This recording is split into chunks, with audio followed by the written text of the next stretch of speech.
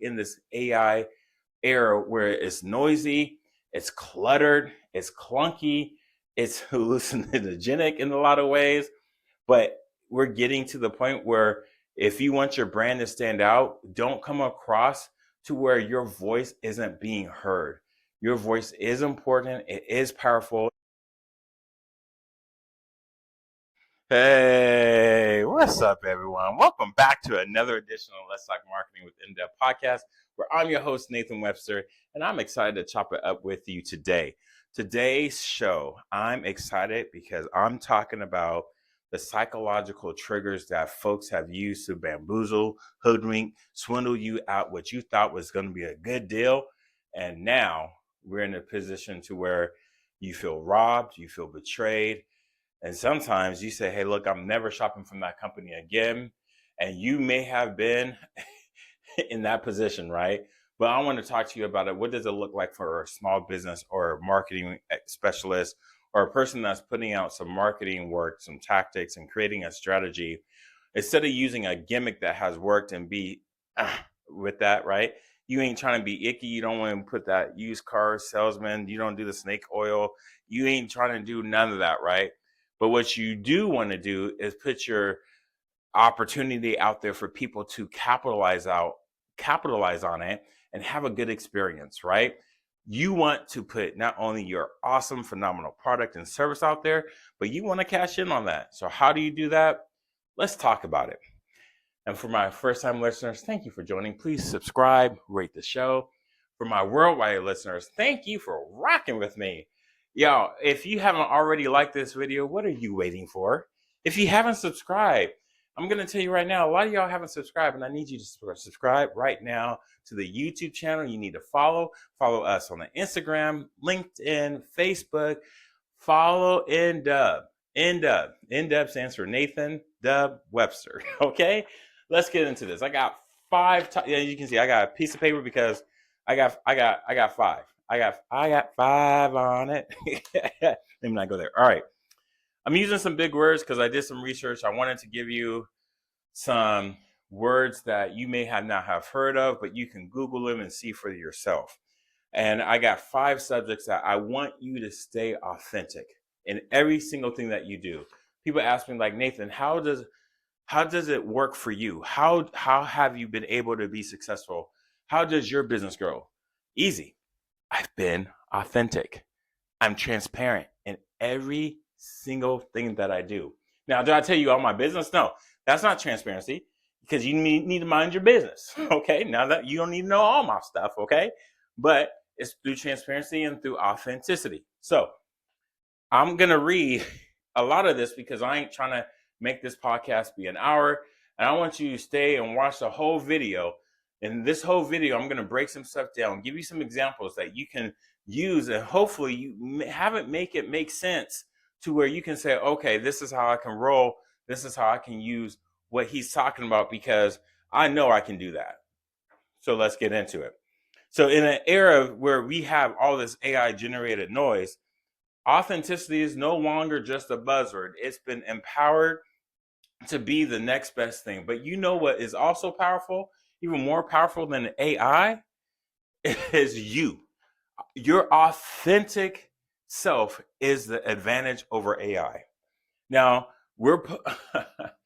we about to do this. I'll say we as in you and I, because on a psychological level, there's some things I want to debunk, demyth for you that are somewhat sophisticated buyers would respond to in 2026, because now all we got to do is click a button and it's on our way to us. On a small business level, we may not have that infrastructure or technology in place, but that's okay. I'm going to show you some things to bypass what would be some folks would call manipulative shortcuts, which we know a shortcut is just the long way of getting there. And you think it's a hack, but it's really not, okay? But I want your brand to win. And so this is where it's not going to just be a short-term solution. This is a long-term game, right? So we're running a marathon, not a sprint. That's why we're talking marketing strategy and not a marketing tactic, okay? Big difference, okay? I'll talk to you about that before, but let's get into it in another way because I'm not talking about it now. Strategy versus tactics, okay? But these are tactics that you can use within your strategy. And this is number one. And this is the psychology of choice architecture. Now, I like choice architecture is been a new buzzword that's been going around, but basically is saying that you can't overwhelm people, right? Instead of tricking people into buying, which folks are really good at. I've been one to have been tricked into buying a lot of things. This is where you give people the opportunity to choose because you're not giving them the analysis over paralysis. And it's a big deal if you do that, because when you reduce choices and be clear in the choices that you're giving people and not just talking them and giving them what you think they want to hear, you will come out a lot better. And that's called the paradox of choice. There's a decoy effect, is using the pricing tiers. And this is what I just usually call the good, better, best option, because you can say this is the best value, this is superior, but also lets people know that they have choices, because there's different levels of intensity. There's a level of return. There's levels of deliverables. You have to help people out and help them understand you might be able to afford the superior, but right now you got to just start out good, okay? Because you're not ready for that just yet. And the last one is the authority versus arrogance. So I like showing off like how I do business through YouTube and different social media, because marketing is hard to start with, but I want you able to see my body of work. So I like to be authority in marketing, not just you see my YouTube channel with a whole bunch of dance and entertainment videos and jokes, which I could do too, because that's a good opportunity. But I want to focus my attention on being the authority in marketing, because that's the area in business I struggled in when I first started. That leads to number two, okay? Number two is being transparent as the most radical tool that you could ever use, because it's going to be the way you work anyways. Because if you can't get something done, you're going to need to be honest and say something. So that's why, number one, say what you're not. And when you say what you're not, you can say what you can do and show the behind the scenes. So going back to having that paradox of choice, when we're talking of the choice architecture of you're reducing, that's Costco. If you don't know what Costco is a big warehouse. They don't have a lot of options of, say, one item. They just give you either one or two, and that's it. And you choose, but it's because it's bulk. You know it's good quality, but if something's wrong with it, you can take it back and they give you a refund no matter what. No questions asked. Maybe might ask some questions, but this is who they are. And Costco's proud to where, one, you got to be a member, and more than likely you have to have money, so they don't have to deal with that. But what they're not, they clearly say we're not going to have signs over aisles. We don't want you to really have a shopping list. We're not that type of retailer. And that's important for any business to say, this is what we're not. And you show them, you're not just behind the scenes, show them how you do it. So if there's there's ways that you can show people how you can do the work, just so people can expect and not be thrown off guard by saying, hey, look, if you want to come to my office, this is what it's going to look like. If you want to sit in that chair over there and how I do my business, that's what it's going to look like. You want to go with me on the golf course? We're going to talk business. You're going to see me out golfing. You're going to see how I roll. It's nothing special. There is no closed door. The way I roll is the way I roll, which goes to number three. Instead of doing these gimmicks that you have it's been done to you, it's been done to me. Or if it haven't, praise God, thank you. Or thank God that hasn't been done to you. But this is where it's really important to replace cheap tactics with helping people psychologically understand that you have what they need. And if you don't, this is where you got to be honest and say, we're not it. Okay. And this is where you do that through putting out education based, either like a high value knowledge, like here, what I'm doing right now is giving you this podcast, or when you help someone for free, as in say, hey, look, I'm just going to give this to you. You have those, so you walk in the mall and they give those appetizers out. You're just giving out for free because it's a sampling for folks to understand that psychologically, I'm going to get guy. Psychologically, oh, she knows what she's doing. Or psychologically, oh, was a pretty good experience. I wouldn't mind doing it again, and I got it for free. So, I'm okay with paying for it, like that massage, let me just go ahead and do that. And so this is where it's also important to do it in your messaging leading all the way up to it. And when you come back to say, how was it? I told you in previous videos that we're going from an email-based culture to a video culture. So in the email, if it's too long, if it's more than 80 characters, people ain't gonna try to read it. But if in 9 seconds, if you can say what you need to say, people would rather go through that and understand really the whole ambiance of it. And this is just so they psychologically they can feel safe, right? We all want to make sure we're going to have a great purchase so we don't have buyer's remorse. So this is your opportunity to give that to them. Number 4. Oh man, wait. Let me not miss the micro commitments by getting the foot in the door. Instead of asking for marriage, immediately ask for the first date. So I had to say that because I think at times, especially when with me, I even wanted people to buy some of the most expensive things, but I gave them the one-time sticker price that says asking, "Can you afford that? Like, what's your budget?" Oh, you can afford monthly payments for how long, right? But no, I started off with, oh, you have to pay this big dollar amount. So meet people with where they're at. Again, psychologically allow them to feel safe.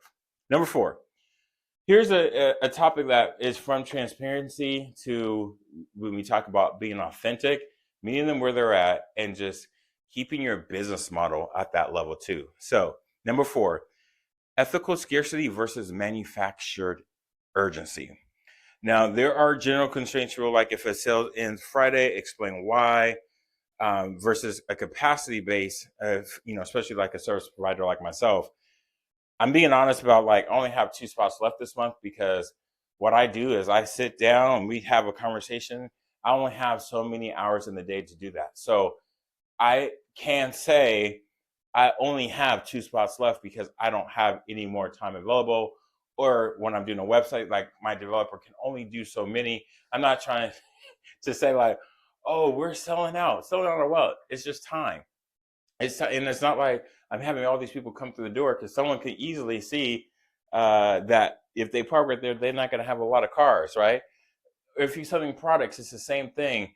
Don't generate this false sense of security. I'm about to say in the next one, just hold on. This is why you need to stay and wait until the end of the video. It's so important that we don't manufacture this because it's this hype that people will feel it because it comes off as almost desperate because the way you go about it is not authentic. And this is where it comes to your business model. You need to just, again, pull back the golden curtain and show, hey, this is what it looks like. And this is why I'm trying to tell you, if you don't get in now, I won't be able to probably get you in to next month or in 2 months. And I tell my clients this all the time. If you feel that's going to happen, then say there's going to be a waiting list and you might be the first one on it or the third one because I already have one. Just keep it real, keep it honest. All right, last one, number 5, moving from FOMO to JOMO. So, when you start humming along in your business and you get to the point where you're excited and that excitement leads to where like everyone else has it too, that's where JOMO is. FOMO is fear of missing out, but JOMO is the joy of missing out. This is where people are excited to work with you. And now, psychologically, not only do they feel safe, right? But now they're like, hey, I know you get in with this person, you ain't got to have no worries. And they're so excited to work with you. That's where you want to get to because it's hard finding great service providers or products that does check the box with a smile. You know how Coke says have a Coke and a smile? Sometimes you're like, hey, this is all right. It's just going to do what it's going to do. It's all right, It ain't all that in a bag of chips, but we want that, right? Don't we want that as a customer? But we've turned into consumers, and so we just consume, and it is what it is, rather than saying, hey, look, if it's not A, or if it's not 10 stars, if it's not 5 stars, if it's not gold, if it's not platinum, then look, I don't want it. That's where for you, that's where the joy comes in that. And you want your customer to be so excited, they have the joy of missing out on not working with you. So in the 5 takeaways that I've given you, and I know that sometimes people say, hey, what is one standard marketing tactic that that could be considered a cheap gimmick? So I get that question. Like, not I get that question, but I wanted to ask that for those out there, like, well, what's a cheap gimmick? Well, a cheap gimmick is a text or a image that has been an ad. people click on it and it takes them to a different site and they don't know what it is that they're buying. They just know that it was supposed to get the result, but through that, the process wasn't clear. That's one way you kind of know it's a gimmick. Second question that I thought I was going to get is, how can a small business owner compete with loud, gimmicky ads of big corporations? Two answers. One, you can't, okay, because they're competing on different levels and different budgets, from creative to execution and platforms and airtime. You can't compete with that, so just be okay with that. What you can do is start to build your platform and from your assets to the process of you doing it. And this is where you need to find a professional. Don't let that deter you, because you can still compete. You just don't need to compete with them, compete with yourself. And the last question that I thought I was going to get is, in this AI era, how do we ensure our automated influence doesn't feel like a bot-driven gimmick? And that's where transparency and being authentic is going to come in. Like, as you see, there is, like, for some of my stuff, I do use AI, but for a lot of my things, it's not AI. Like, yes, AI somewhat created and proofed this, but I had to come up with all the other things that went along with it. So in this AI noisy world, trying to figure out what's real, you can determine that whether or not, if you just go through the process. In that first question is, how do you know if it's a gimmick? You want to get to the end. We all want to get to the end, but it's just like a game. There's periods. There's a halftime, right? We're like, hey, especially if our team's down, we're like, hey, we got time. There's an element of time that you need to go through to determine. You have to set this time in your head. Like, if this doesn't happen in this amount of time, I'm out, right? If you're getting stringed along, this is a problem where you can't just think it's going to fix itself. You have to self-correct. You have to correct it yourself and put yourself in the best position to win. So with that, I hope that helps. Again, transparency and authenticity is going to lead you in this AI era where it's noisy, it's cluttered, it's clunky, it's hallucinogenic in a lot of ways.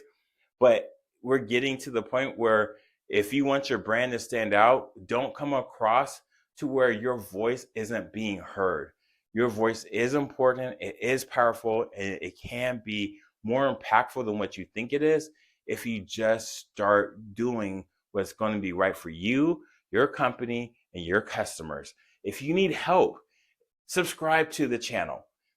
Go to my website at indubbrand.com. If you want to produce videos, for example, I have YouTube coaching that you can go to on the website at indubbrand.com. Go to the services, click down to YouTube coaching, check me out. If you says, Nathan, I just need help with all of my marketing, I got you. I am more than happy to sit down and look.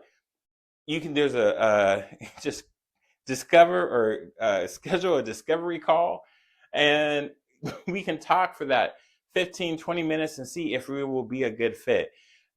Look, I'm not for everybody, but you do want to figure out who can help you with this, because it's not a one-person job. I have help because I can't do this by myself. But this is where, as a small business or a marketing team, they need the right direction. And if you need a fractional CMO, look me up. If you need a website, that address that's on the World Wide Web, that folks need to find who they're looking for, you should be coming up. If you're not, then that's a problem. And why? We got either bad SEO, we got either bad copy, which is a bad SEM, search engine optimizations, a search engine marketing. It could be the right keywords are not popping because you're focused on short tail or rather than long tail. So there's ways of going about it. And look, I'll tell you right now, I'm not the SEO expert, but I know experts that can help you. So don't be shy and bashful, but just be real to say, this is where I need help. Reach out to people, ask for help, and get yourself out there so that you don't feel like you're competing with AI, because you're really not. You're just competing with yourself, really, and what you've done in the previous times, because now we're in a new day. And today is yours to win. I appreciate you following with me through the very end. I wish you nothing but the best. So dream big and Godspeed. I'm out.